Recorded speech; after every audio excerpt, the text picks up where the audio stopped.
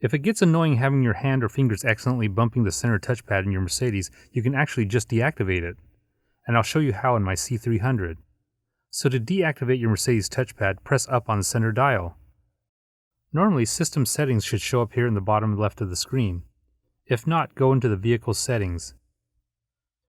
Then hit the back button in the center console. And now the system settings button shows up. Navigate down and select system settings. Now scroll down to touchpad in the list and press the center dial to select. Here, press the center dial again to uncheck and deactivate the touchpad. Then hit the back button in the center console to exit out of the settings. At this point, the touchpad is still active, so the last thing you'll need to do is turn off your radio and then turn it back on. And now your Mercedes touchpad will be inactive. These instructions should apply to most Mercedes vehicles with a Comand system. Mine is a 2015 C300 in case you were wondering. If this video was helpful, please give me a thumbs up and hit the subscribe button to stay up to date on all my weekly videos.